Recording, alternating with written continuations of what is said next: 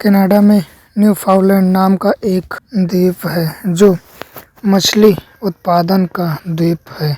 America, Canada और बड़े-बड़े मछली व्यापारी वहाँ पर बड़े पैमाने पर मछलियाँ पकड़ते हैं। वहाँ डैनियल, टॉम और सैमुअल नाम के 3 दोस्त स्टारफिश नाम की कंपनी चलाते थे जो दुनिया भर में मछलियाँ सप्लाई करती थी। डैनियल अमेरिका का था, टॉम कनाडा का और सैमुअल फ्रांस से है। इस बार हमारी कंपनी ने $10 मिलियन का काम किया है। पार्टी के साथ एक लंबी छुट्टी तो बनती है। ठीक कहा, बहुत दिन हो गए हम लोगों अपने घर भी नहीं गए। मेरी पत्नी कहती है किसी मछली से शादी कर लेनी चाहिए। शादी के बाद मैं उसे बहुत कम टाइम देता हूँ। हम लोग 2 महीनों की छुट्टी पे चले जाते हैं। काम मैनेजर संभाल लेगा। पैसे कमाने के साथ जिंदगी जीना भी जरूरी है। मैं भी घर जाऊंगा। डैनियल ने एक ही बार में अपनी पूरी ड्रिंक पी डाली। उसके गले में कुछ अटक गया, मेरे गले में कुछ फंस गया। जोर से तो मुंह से उंगली डाल के उल्टी कर दो। डैनियल को उल्टी करनी पड़ी। उसके गले से एक लंबी हड्डी निकली। ड्रिंक में ये हड्डी कैसे आ गई? तुम दोनों अपनी ड्रिंक चेक करो। वो दोनों ने अपनी ड्रिंक चेक की तो ग्लास में देखा, उसमें हड्डी मौजूद थी। हमारे ग्लास में भी। उन तीनों ने जाकर बार मैनेजर से शिकायत की। मैं 15 साल से मैनेजर हूँ सर, अभी तक इस तरह की घटना नहीं हुई। सर, मुझे नहीं लगता कि यह हमारी ड्रिंक में कुछ था। फिर भी जो परेशानी हुई उसके लिए मैं आपसे माफ़ी मांगता हूँ। तीनों दोस्त कार में बैठ गए, वहाँ से चले गए। अगले दिन डैनियल अपने घर पहुँचा। कैसी हो सैंडा, तुम आ गए हो? मैं ठीक हूँ।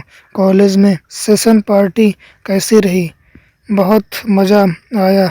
मैंने अपने सेशन सीनियर गर्ल्स के साथ डांस भी किया। मैं आपको अपने पार्टी की वीडियो भी दिखाऊंगी। मैंने भी बड़ी बड़ी मछलियाँ पकड़ी है, वीडियो बनाई है। चलो साथ में देखेंगे। दोनों वीडियो देखने लगे और सैंडा वॉशिंग मशीन में कपड़े धोने लगी।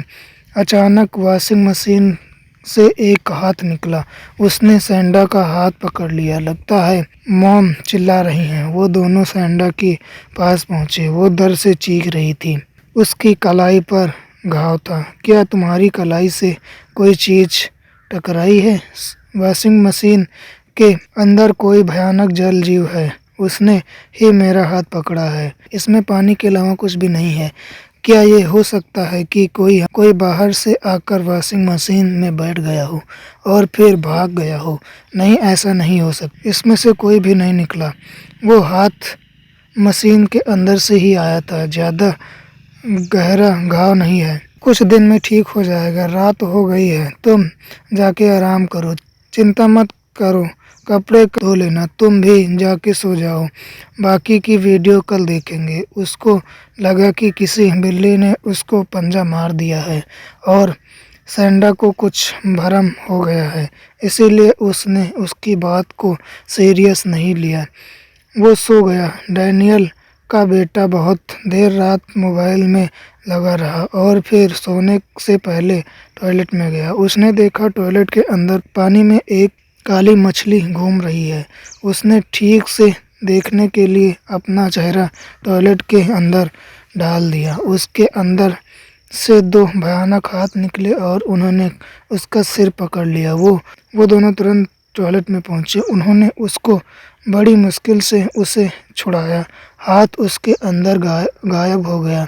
तुमने देखा ना डैनियल, मैंने कहा था ये पानी से निकलने वाला कोई जीव है। ये जरूर किसी तरह हमारे घर में घुस गया है।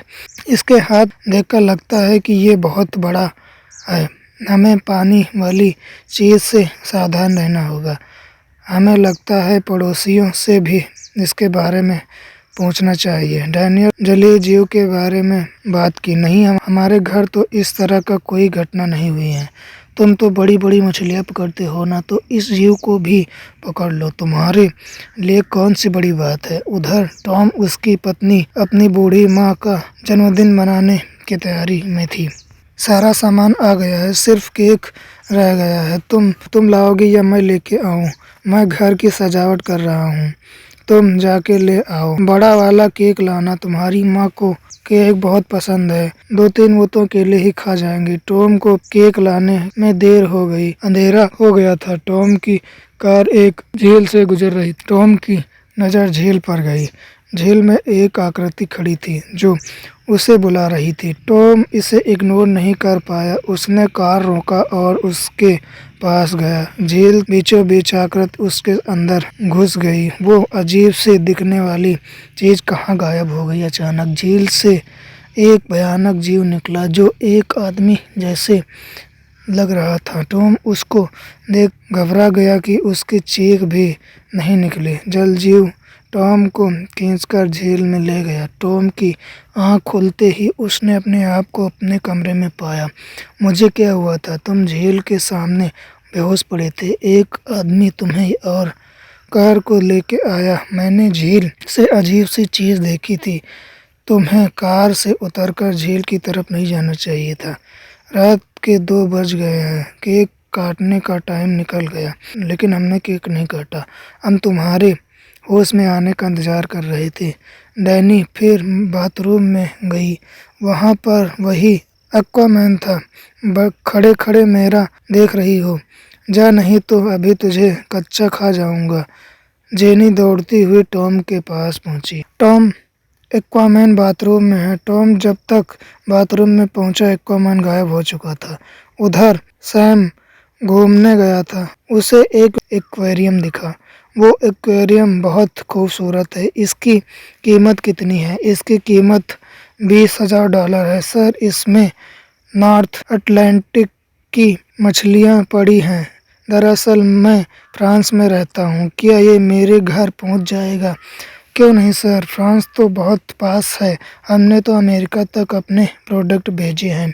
आप अपना एड्रेस बता दीजिए और पेमेंट कर दो। सैमुअल ने फ़ोन करके अपनी पत्नी को बताया। करुणा, मैंने यहाँ पर एक एक्वेरियम खरीदा है। शायद मेरे घर पहुँचने से पहले वो वहाँ पहुँच जाए तो तुम रिसीव कर लेना। कुछ दिन में एक्वेरियम सैमुअल के घर पर पहुँच गया। कैरोल ने उसे अपने बेडरूम में रख लिया। मैं घर में बहुत अकेली हूँ। सैमुअल, एक्वेरियम आ गया। अब तुम भी आ जाओ। ओके, मैं 2 दिन में पहुँच जाऊँगा। कैरोल रात में सो रही थी तो उसे अचानक धक धक की आवाज़ सुनाई दी। कमरे में अंधेरा था। कैरोल ने देखा एक्वेरियम में कोई बैठा है। कैरोल ने लाइट जलाई तो उसमें कोई नहीं था। वो काफ़ी देर तक एक्वेरियम को देखती रही और फिर सो गई। इस बार उसके मुंह पर दाईं पानी के छींटे पड़े तो उसकी नींद टूट गई। कैरोल ने लाइट जला के देखा तो उसके मुंह पर पानी नहीं, खून के छींटे थे। एक्वेरियम में एक्वामैन था। मुझे यहाँ से बाहर निकालो वरना मैं यहाँ मर जाऊंगा। जल्दी करो। कैरोल एक्वामैन को देखकर डर गई और उसने अपने बेडरूम को बंद करके पुलिस को कॉल कर दिया। पुलिस कमरे में गई तो वहाँ पर कोई नहीं दिखाई दिया। 2 दिन बाद सैमुअल घर पहुंचा तो कैरोल ने उसे सब कुछ बता दिया। पानी में मछली जैसा आदमी, मुझे कुछ समझ नहीं आ रहा। इसी एक्वेरियम में आदमी कैसे आ सकता है? उसी समय सैमुअल के पास टॉम का कॉल आ गया। सैमुअल, क्या तुम्हारे घर भी कुछ अजीब सी घटना हो रही है?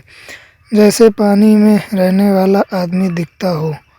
हाँ, मेरी बीवी बता रही थी कि उसने कुछ देखा था। मैंने उस आदमी को एक्वामैन नाम दिया। एक्वामैन डैनियल के परिवार को भी परेशान कर रहा है। मुझे लगता है हम तीनों के परिवार को साथ साथ रहना चाहिए। ऐसा करते हैं, छुट्टियां खत्म करते हैं और परिवार के साथ आइलैंड पहुंच जाते हैं। कारोबार भी देखेंगे और फैमिली को भी देखेंगे। ठीक है, मैं आज ही निकलता हूँ। तीनों के परिवार न्यू आइलैंड पर पहुंच गए। एक्वामैन बहुत बड़ा है। हम कुछ दिन के लिए यहाँ पर रहेंगे। हम लोग बोर्ड पर जा रहे हैं।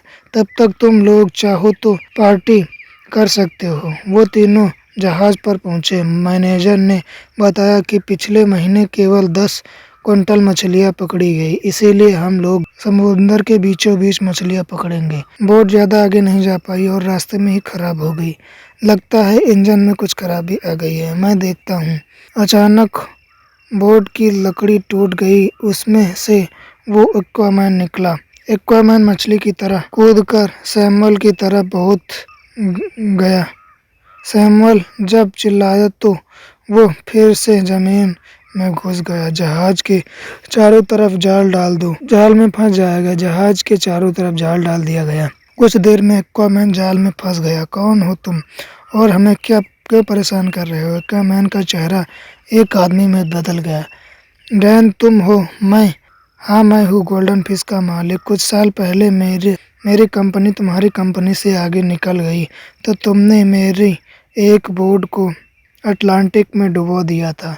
उस बोट में मैं मौजूद था। समुंदर के अंदर मेरी लाश गल गई और सड़ गई। मछलियाँ उन्हें खा गई।